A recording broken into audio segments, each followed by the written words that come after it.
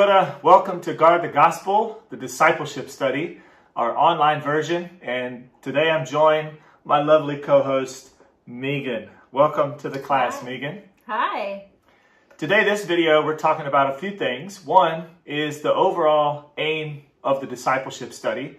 Next, we'll look at a few passages to study with the person during this time. And then last, we'll conclude with some overall tips about the discipleship study.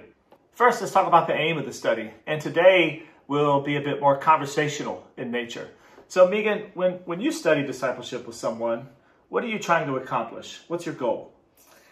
Well, my goal is to, depending on their background, if they have a Christian background, my goal is to help them be convicted that the call to follow Jesus is radical, that it's intense, that it's awesome, and it's definitely worth living. But trying to convict them to compare the scriptures and the call from Jesus' words versus probably what they've grown up learning about what it means to really follow Jesus.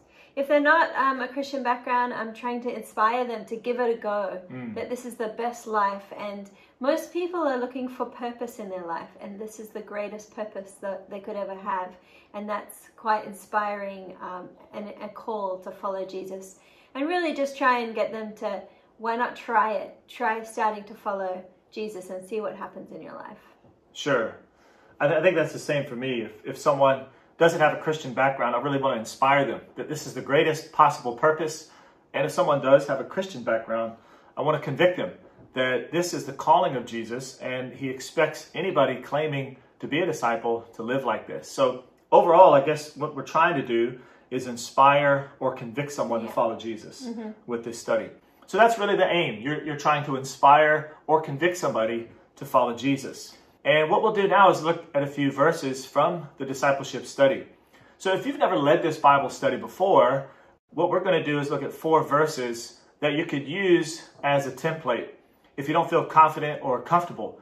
But if you do, if you've led many studies before and you feel really confident, you can use different verses and you can use them in a different order. This is just really so you can feel confident and competent coming into the discipleship study.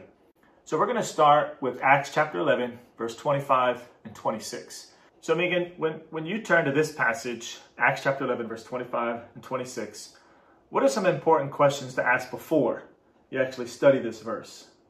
Yeah, it's really important to get a few questions asked before you even look at the scriptures, because if you have someone that especially is religious, they will change their answers based on what you've just taught them, and they don't realize that what they thought before was different from the scriptures. And so as much as you can, be able to use their own words to illustrate their worldview to them, or their Christian beliefs already, and how they might contrast the scriptures. That's what's important. So I asked the question, what do you think the word disciple means? Okay. And then listen to their response. Then I'll ask them, what do you think the word Christian means? And also listen to their response. And then I ask them, do you think they're the same thing or different? Most people do say they're different. Most people say disciple is a more committed form of hardcore followers. Yeah. That'd be the most typical answer. And then I ask them, what do you think you are? And a lot of religious people say, I think I'm a Christian, but not a disciple. So then I don't necessarily answer their questions or respond to their questions, but I'm like, okay, let's look at the scriptures, and some of that will be defined for you. I also like to let them know, like, you know, if I took a poll, I walk around and ask people, what do you think a Christian is or a disciple? And they will say, based on what they've been taught in Sunday school or what their family believes. But if I walk around and ask people, can you tell me what a Christian is based on the scriptures? Do you know where it says it? Most people, even if they're Christian faith, cannot do that.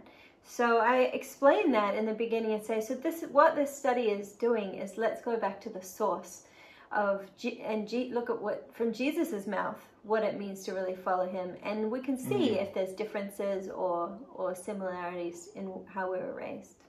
Sure. How about you, Dave? Like, what do you emphasize when you study discipleship or this passage? Yeah, it's similar. I think it's important to know that disciple and Christian are synonyms. Culture has been more responsible for defining discipleship than Jesus.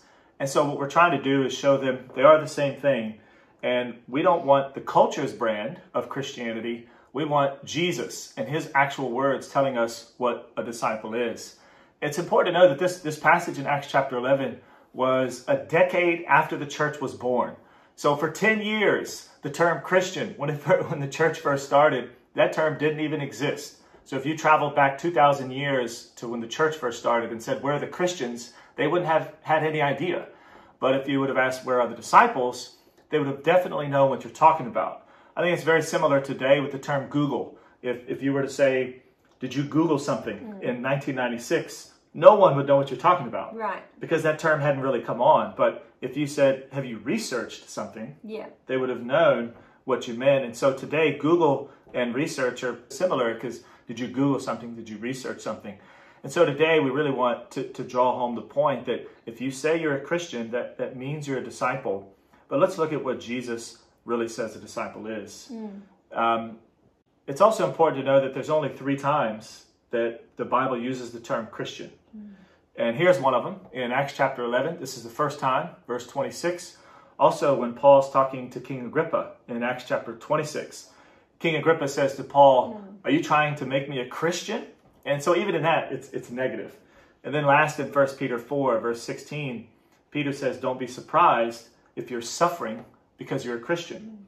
So in all 3 of the instances, it doesn't really define what it is. Right. In fact, it's a bit more negative. So that's Acts chapter 11, verse 25 and verse 26. So Dave, with these scriptures, are you wanting them to use that in the study, or is this for their own personal knowledge? It's helpful to let the person know that the church has been around for 10 years without the term Christian, because that's an important fact. Yeah. And it's also important that they know the only 3 instances of the term Christian. And I think what that does for the person you're studying with is let them know you have a little bit of knowledge, you have a bit of understanding, and it helps them to feel like, okay, I'm ready to learn from this person. Right. So I do use those, that the church has been around for a decade, and there's only 3 instances of the term Christian in the Bible.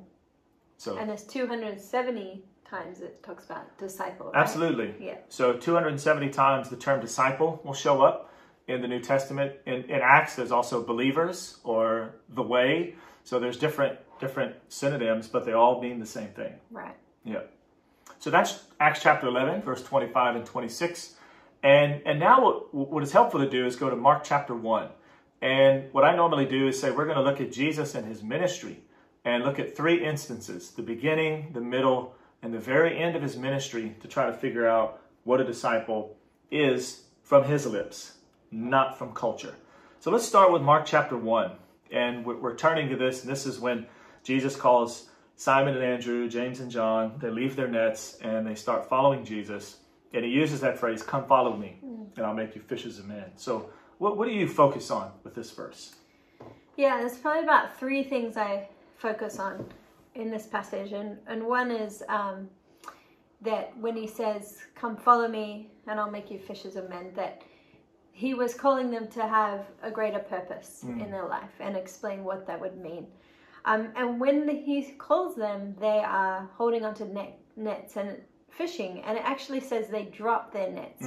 So I use that as an illustration that we all have some kind of nets that we hold onto when Jesus calls us to follow him. And what do the nets represent for your life is a great application question. And I share, that's a great time for other Christians in the study to share what the nets looked like when they first were called to follow Jesus.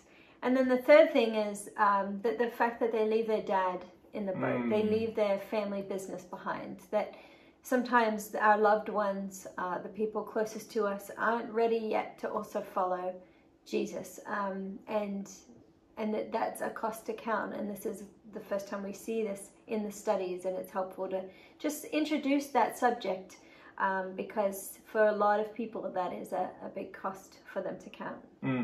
Yeah, it's a good point. What about you, Dave? Like, what do you focus on in this passage? Well, in addition to that, I think those are great ideas as well. I really like to talk about the mission, because it's the very first thing Jesus does with Simon and Andrew.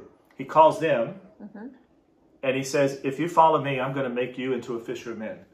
And the logic, if you're following Jesus, you'll become that. He'll make you that. And the very first thing that Simon and Andrew see Jesus do is go fish for James and John. Yeah. So they've witnessed this. And I think it's such a big point. It's the very first thing his disciples see is Jesus making disciples.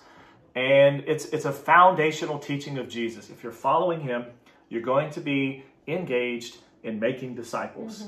And I like the fact that he does it with community. So at first it's 2 and then it's 4. And so I really talk a lot about, are you in a community that you witness people helping them to become disciples? Right. So, and that could be from the moment they actually meet someone, whether it's friends or a stranger, to the point where they begin to study the Bible with them and become friends with them, all the way to the point where they actually become a disciple. And a lot of people will say, yeah, well, I go to church and I've heard my pastor talk about that in Sunday, but that's not what we see here. We see Jesus really out in real life, everyday life. He's actually going to their employment and teaching them what it means to follow him. So I really try, if someone doesn't have a Christian background, I really try to inspire that this is such a radical call. Yeah. So a great illustration I use is Ernest Shackleton. He put an advertisement in the paper for a treacherous adventure, and so many men responded. It was overwhelming. And then he goes on to do great explorations. But I think the men are attracted to something adventurous. And this is the most adventurous thing you could ever do, is following Jesus. So I really try to inspire someone with that. If someone is from a Christian background, I try to figure out if they're really living this lifestyle. Have you personally seen people go out and engage people or study the Bible with someone, not in a church setting, not like Sunday morning, not in a Bible study group, but like you and your church friends helping someone to study the Bible? And if they say no, I often ask, well, have you ever been taught this? And if you have, why aren't you practicing? And if you haven't, do you really want to learn? This is what we are really trying to do at our church, is really live this lifestyle and really trying to convict them that this is the call of following Jesus. And do you do all that in Mark 1, not necessarily in Matthew 28? I come back to it in Matthew 28 because I really emphasize at the very beginning and at the very end. Okay. It's like foundational and fundamental to the teaching of Jesus. I think it's quite encouraging too that, at the very beginning, Jesus says, come follow me and I'll make you a fisher of men. Or the New NIV says, I'll send you out to fish for people. And that you don't have to learn everything to follow Jesus. You can follow him and he will make you into that. And I think that's encouraging if people feel a bit nervous about this. A lot of women will go, oh, this is big, I don't know. But why not try it? Drop your nets and follow and see what Jesus can make you into. Which is pretty exciting. Yeah, it's a really incredible call. Yeah. So that's the very beginning of Jesus and his ministry. And the next passage is Mark chapter 8. So now we're at the middle of his ministry and we find out another standard of what it means to follow Jesus, which is the radical call of self-denial. Yeah. In Mark chapter 8, verse 34, Jesus, again, from his lips, gives what it means to follow him. And one of the things he talks about is deny self, or self-denial. So let's talk about that for a second. What do you really emphasize about self-denial? How do you teach it? Give examples, or what questions do you ask? Because it's really a foreign concept for many people. Yeah, it is. And self-denial, I explain, can be little things and also big life things. So it's the everyday denying yourself to get up early enough to read your Bible, to hold your tongue, to deny yourself of what you want to say versus what you should say or shouldn't say. Basically doing anything that goes against what your flesh says. Right. I talk about if you've ever tried to cut out sugar or carbs or something like that, and then after that, every event you go to, you notice sweets in the grocery store, the lollies on the checkout aisle are just calling your name more than ever. But it's not until you deny yourself of that the struggle becomes real. So if I were to ask you, do you deny yourself? And you said, well, let me think, then I automatically will know you probably don't, because it's painful Right. and it's very purposeful. Yes. And it's a struggle, and just like if you cut out sugar, you know that you're doing that and that it's a struggle to do that. It's the same with self-denial. So I explain the little things in life, the daily decisions, but then also it might be self-denial to maybe end a relationship that you know is not going to help your relation with God, or to give up a certain career or move to a place that you probably wouldn't have moved to, but it's because you're seeking God first, right, and putting yourself last. This is what it looks like. Yeah, I like the little decisions and the big decisions, because that idea does span both of those. No, that's great. So in that passage, David talks about taking up your cross daily. I think that can be a bit confusing for people. How do you explain that? Sure, I asked that, and the common answer is, my cross to bear, it's your burdens, and which I understand that, but that's not what Jesus meant. And in this passage, cross and death are synonyms. Right. They crucified criminals, they crucified rebels, and they were very familiar with seeing people on crosses. So cross, death. Right. And Jesus hasn't died on the cross yet, but he's telling them that if anybody wants to follow me, you must have a lifestyle of self-denial. Yeah. But you also have this equally radical, revolutionary stance against self. Yeah. And in this case, it might mean you actually lose your life. And many of Jesus's disciples were crucified. And that's uncommon for today. It's unlikely anybody will have that as a result. But I really talk about that this is such a radical, revolutionary stance. And when people know they're going to die, it brings a bit of clarity. Yeah. And I think if you have this in your mind, there's a very clear, purpose-driven, deliberate lifestyle that I've got to deny myself. I have to live a radical lifestyle, and it's a pattern. You see it over and over in your life. It's not one day and then the rest of the week is cruising. It's every day. It's radical. And so I talk a lot about what it means to really have that radical, revolutionary lifestyle. Also, when people were crucified, they were labeled as criminals. And even in today's society, if you're labeled as a criminal, that gives you a certain stereotype. People don't hire you, people stay away from you. And so when you live this radical lifestyle, it might prompt some reaction. In fact, it ought to. Right. It ought to prompt, and I don't mean you have to go out and deliberately stir up the crowds, but by living a lifestyle of being selfless and radical, it does kind of gain a reaction from people. So I talk a lot about that. And then following me, he says that right after, is the whole package of following a rabbi. You know him, you know his teachings, and you pass them on. So when you combine all these things, Jesus says, here's the lifestyle. It requires self-denial, radical commitment, and you got to understand what I'm teaching and pass it on. So I think when you combine all these and ask the person, does this define your lifestyle? Man, that's some radical things. Yeah. Very radical things. And so I think it's helpful to put all those three together and really present that in an inspirational way or convicting way, depending on the person. I think having personal sharing is important in here, to let them know you're not preaching at them, you're not judging them, but you actually were in their shoes a few years ago. And remember how confronting this was. And vocalizing that it is confronting, I think, helps that person relate, and also helps them know that you know that this is radical and this is a hard calling, but exciting at the same time, and it's the best decision you ever made. And so making it really a positive, exciting thing, but also this is a challenging life. But anything worth anything is challenging. So yeah, so overall, this is the lifestyle. It's radical, but it's also inspirational. Yeah. So let's conclude with Matthew chapter 28. I love that he brings the community together. He doesn't just bring one person and say, you, but so discipleship and this mission happens within community. Right. So when you close out with this passage, or when you use this passage, what do you focus on? What do you emphasize? What questions do you have? Yeah, I mean, the Great Commission, it's this great call, and there's a reason it's great. I talk about the authority that Jesus says in the beginning, all authority in heaven on earth has been given to me. And why does Jesus start with that? Why does anybody give their credentials?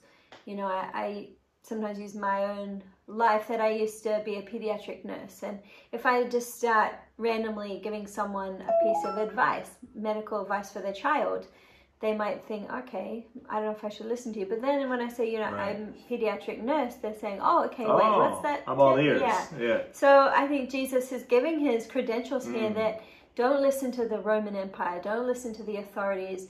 Like, I trump every authority, and this is your mission. This is your purpose for your life, the goal, and all the other authorities might try and pull that away. But so just really giving weight to this mission. And then what is the charge that it gives them? I think I emphasize the being made into a disciple is a process. That it's not, you don't just decide, I go back to being a nurse. Like, I didn't just wake up one day, oh, I'm a nurse because I feel like it. Which actually a lot of people do that with Christianity. They decide one day, I'll be a Christian. They go to the altar, but they've never studied it. They don't really know what it means. And there's a process of learning what it means and how to do it. And really that's what we're doing. And that's what he's calling us to do with other people. What else do you emphasize in this passage, Dave? Yeah, I do talk about the authority because for a man, that can be an issue. You have to submit to the authority of Jesus. He's the supreme authority. So I do draw that out and talk about that. Are you willing to submit to the supreme authority? Because you will have to, and he knows what's best for your life. But yeah, on the process, I do talk about how it is a reproducible process. Right. He commissioned them to go and do what he had been doing for the last 3 years. And then I shared my own life, how I had never deliberately or intentionally ever tried this. I had never initiated any kind of spiritual conversation with anybody. Right. I had never opened the Bible and taught someone the Bible, nor had I been sat down and taught the Bible myself. I had heard thousands of Sunday sermons, but no one specifically teaching me to do what Jesus does here. So I talk about this reproducible process, and have you been a part of this? And are you a part of a community that's doing this? And do you want to be a part of a community that's doing this? I also talk about teaching to obey, because there's a difference in teaching and giving information and then teaching them to obey. I mean, we do that as parents. We don't just give our kids information and say good luck, but we enforce it. And I ask, has anyone really, especially if someone's from a Christian background, and they said they've learned this before, but they're not doing it. And I say, well, how come nobody's taught you to obey this? Because this is what Jesus is really commanding here. There is no other plan. We are the plan. Yeah. And if you haven't, would you like to be a part of our community? Because we're really striving to teach one another to obey this mission. Yeah. And also, this is a good opportunity for a religious person who they actually live a quite an upright life. They have a strong faith. From your perspective, they look like a good Christian in a lot of ways. But most of the time, this is what's missing in their discipleship. And so this is a great opportunity to say, like, are you doing this? Most will, if they're honest, will say no. But they're possibly quite tied to their church. But this could be a way in of saying, would you like to come visit with us and learn how to do this?